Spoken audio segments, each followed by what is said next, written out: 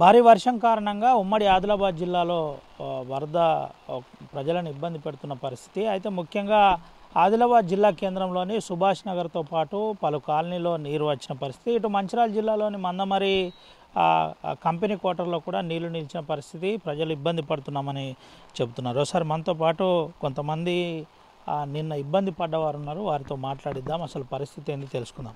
అన్న, ఏంది పరిస్థితి? ఏమిటి అన్న, ఈ రోడ్ ఎత్తి అయింది, కోటర్స్ డౌన్ అయినాయి.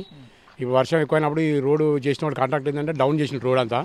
ఈ రోడ్ డౌన్ చేయడం వల్ల మాకు మొత్తం ఇళ్ళ బెడ్రూమ్లకు ఇంట్లో బియ్యం దర్శి అన్ని నాశనం అయ్యి మొత్తం వర్షం కొట్టినప్పుడు పరిస్థితి అవుతుందన్న. మొత్తం ఇంటికి లోపలికి వెళ్ళిపోతున్నాయి. మా బెడ్లు పరుపులు బియ్యం కూడా పడేసుకోవడం జరిగింది, ఖరాబ్ అయినాయి తడిచి. మాకు అధికారులు చెప్తే పట్టించుకుంటారన్న, చూస్తాం చేస్తాం అంటాను. చెప్పినప్పుడు మేము కాంప్లీట్ ఇస్తాం, రాసుకుంటాను, చేస్తాం అంటాను. అది అచ్చులేదు చేసులేదు. సంవత్సరం ఇట్నే అయిపోతుంది, మీ ఇట్నే కడతాను, ఇల్లు కుడతానే కాదని సత్తాలు బాగుతాను అట్లా ఉంటాను. మొన్నటి వర్షానికి అంత నష్టం జరిగి ఉంటుంది. ఏంది అసలు ఇక్కడ ఎట్లున్నారు, ఎక్కడున్నారు? ఎత్తునే అన్నయ్య, మరి నీళ్ళు ఎత్తిపోసుకున్నాం వర్షం తగ్గినాక. ఆ పరుపులు కొన్ని ఖరాబ్ అయినాయి పడేసినాం, రైస్ కూడా కొన్ని ఖరాబ్ అయినా పడేసినాం. ఇక అలా చెప్పితే అంటే చేస్తాం అంటాం కదా, చేసులేదు. గట్టినే ఉంటాను, గిట్నే ఉంటాను. ప్రజాప్రతినిధులకు ఏమైనా చెప్పినాం అందరు కలిసి రిపోర్టర్లు వచ్చిండ్రు, పేపర్ రాసుకున్నారు, సిటీ కేబుల్ వచ్చిండ్రు. ఎమ్మెల్యే సాబ్ కూడా అప్పుడప్పుడు రౌండింగ్ కొడుతూ అంటాడు ఎక్కడేమన్నా అని, రాసుకుంటూ పోలే తప్ప అది అంతే, ఇది ఇంతే. చేసేది అయితే ఏం లేదు. అందరూ సింగర్ అధికారులు చూస్తారు, సింగర్ పోయి రాస్తే నువ్వు అప్పటికే రాసి ఇవ్వండి తప్ప రాసి అత్తాను కానీ చేసేవాడు ఇవ్వలేడు. నీళ్ళు ఇంట్లోకి పోతూ ఉన్నాయి, వర్షాకాలం వచ్చినప్పుడు ఈయన పోతున్నాం, మేము ఎత్తిపోతున్నాం. మా పరిస్థితి ఇట్లా ఉంటుంది. ఈ సమస్య పరిష్కారం కావాలంటే ఏం చేయాలి?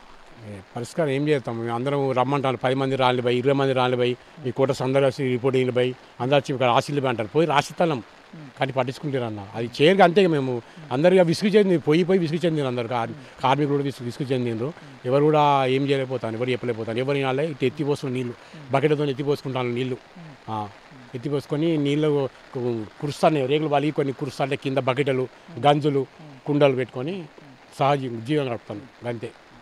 ఇది పరిస్థితి. ముఖ్యంగా వర్షం ఎక్కువ ఉండడం వల్ల నేరుగా వరద నీరు చేరుతుందని చెప్పుకోవచ్చు. అయితే మనం ఒకసారి చూపెట్టచ్చు, నేరుగా రోడ్డుపై వరద నీరు ఆగుతున్న పరిస్థితి. ఆ వరద నీరు వల్ల ఇబ్బంది పడుతున్నామని చెబుతున్న పరిస్థితి. అది నేరుగా క్వార్టర్లో వస్తున్నాయని చెబుతున్న పరిస్థితి కనబడుతుంది. ఇదంతా కూడా మందమరిలో కంపెనీ క్వార్టర్లో జరుగుతున్న యథార్థాన్ని మనం చూపెట్టే ప్రయత్నం చూస్తున్నాం. అయితే సెకండ్ జోన్లో ఇదంతా పరిస్థితి ఉంది. ఇదే విధంగా వాళ్ళు లోతట్టు ప్రాంతాల్లో కూడా ఉంది. మనతో పాటు ఒక మిత్రుడు ఉన్నాడు, నిన్న దీనివల్ల ఇబ్బంది పడ్డామని చెబుతున్న పరిస్థితి. ఒకసారి మాట్లాడుతాం. అన్న, ఏంటి పరిస్థితి?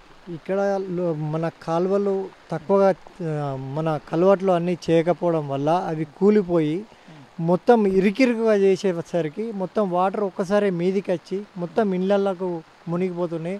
అధికారులకు ఎన్నిసార్లు చెప్పినా కానీ పట్టించుకోవట్లేదు. అక్కడ చూసుకున్నట్టు ఉంటే ఇప్పుడు మేము చూపిస్తాము, మొత్తం ఇళ్ళకు వాటర్ వెళ్ళిపోయి దాంట్లోకి పాములు, కప్పలు వచ్చి వాళ్ళకు బియ్యం తడిసిపోయినాయి, బట్టలు తడిసిపోయినాయి. వాళ్ళు ఉందామంటే కూడా వాళ్ళకు ఎలాంటి పరిస్థితి లేకుండా పోయింది. ఏంటన్నా మరి ఈ విషయం ఏమన్నా అధికారులకు చెప్పినా? అధికారులకు చెప్తే ఏం లాభం ఉన్నాయి? అధికారులు వచ్చారు, మున్సిపల్ కమిషనర్ వచ్చాడు, 10 రోజులలో వేపిస్తాం, నెల రోజులలో వేపిస్తాం అంటున్నారు తప్ప అది ప్రతిసారి ఇప్పుడు వర్షాలు రాని మళ్ళీ నెక్స్ట్ ఇయర్ ఇదే మాట చెప్తారు.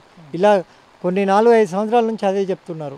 అక్కడ చూసుకున్నట్టు ఏది ఉంటే అది గత ఒక 4 సంవత్సరాల నుంచి ఆ కలవట అలా ఉంది. ఎప్పుడు పోతుందో తెలియదు, అంతా చెప్పలేని పరిస్థితిగా ఉంది. ఇది పరిస్థితి. ఇదంతా కూడా థర్డ్ జోన్లో పరిస్థితి. ఆ నాళాలు సరిగా లేకపోవడం, తర్వాత కాంట్రాక్టర్ తప్పిదం వల్లనే ఇదంతా జరిగిందని చెబుతున్న పరిస్థితి. నేరుగా ఇంట్లోకి వెళ్ళిన తర్వాత ఇంట్లో ఉన్న నిత్యావసర సరుకులన్నీ తడిసిపోయాయి, మేము ఇబ్బందికరంగా ఉన్నాం. ఇటు నీళ్లు ఒక చిన్న బకెట్ ద్వారా బయటికి పోసి మరి తర్వాత మేము దాంట్లో జీవించే పరిస్థితి ఏర్పడింది. దీనిపై ప్రభుత్వం స్పందించాలి, స్థానిక నాయకులు స్పందించాలి. కమిషనర్ వస్తున్నాడు, చేస్తామని చెబుతున్నారు తప్ప చేయట్లేదు. దీనివల్ల ఇబ్బంది ఉందని చెబుతున్న పరిస్థితి కనబడుతుంది. Over to studio.